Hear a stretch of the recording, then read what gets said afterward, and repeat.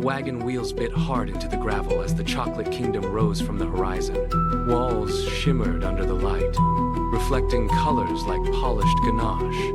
Lopina, Velina, Akari Sweetshade, Dona, and Psycho climbed down from the bench, their boots hitting the ground in unison. Serafina Cocoa Heart met them at the massive gates.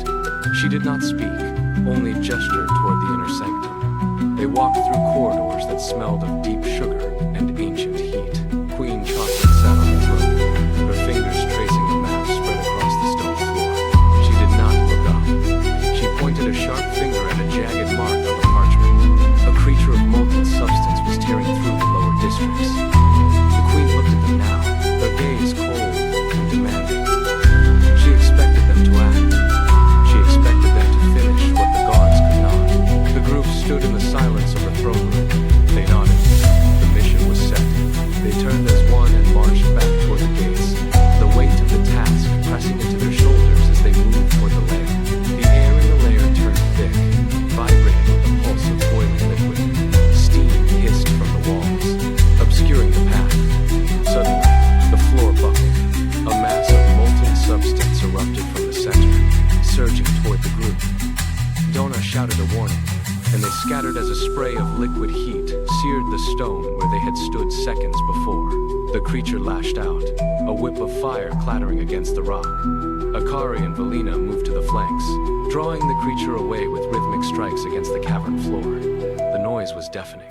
Psycho held the line, her posture rigid as she absorbed the heat of the onslaught. Lopina saw the opening. The creature pulled back to strike, exposing the glowing gemstone embedded in its chest. She sprinted across the shifting ground, ignoring the searing temperature. She lunged, fingers locking around the stone. It burned, but she did not let go. She ripped the gem free. The creature let out a sound like cooling metal and collapsed. Silence returned to the lake. Lopina stood in the center, the gemstone pulsing in her hand with a steady, triumphant light. Lucien Valle-Blanc emerged from the swirling smoke, his hand pointed toward the iron-bound pedestal in the center of the chamber. The group did not hesitate. They sprinted across the uneven floor, the gemstone held high by Lopina.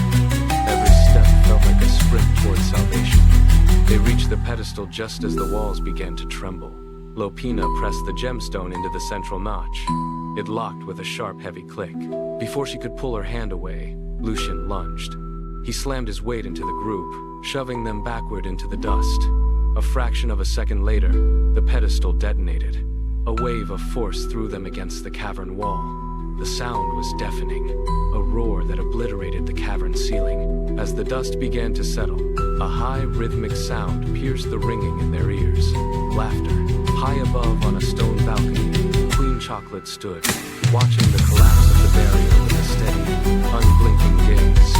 The trap had not been for the creature, it had been for them. The reality of the betrayal hit with more force than the blast itself. The Queen turned and walked away, leaving the group amidst the ruins of their own victory, trapped in the dark. The betrayal ignited a cold, focused fury in the group. They did not retreat. They turned and sprinted back toward the castle, the path behind them left in ruins. The main gates groaned as they slammed into the wood. The group burst through, swords drawn and eyes fixed on the grand staircase. Guards swarmed the steps, spears leveled to block the path. The clash of steel against steel rang through the hall.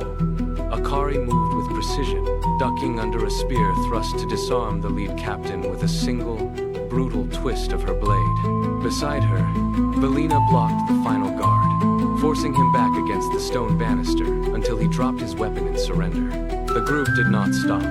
They surged up the remaining stairs, boots pounding against the marble. They reached the top, cornering the queen near the throne.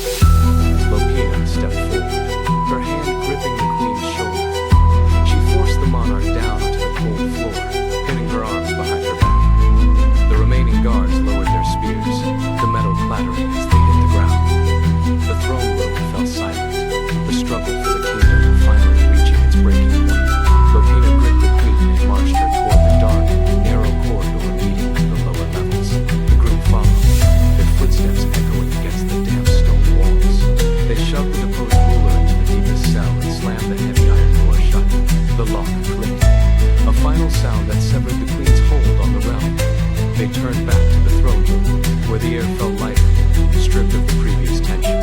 Serafina Cocohut stepped out from the shadows of the dais. She walked to the base of the throne, where the fallen crown lay discarded on the floor. She knelt, picked up the metal circlet, and stood to face the room. She placed the crown on her head. Her expression was steady, clear of the malice that had haunted the halls for so long. She looked at the group and nodded, a silent acknowledgement of the path they had walked to reach this moment.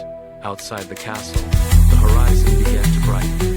The kingdom stirred, the threat of the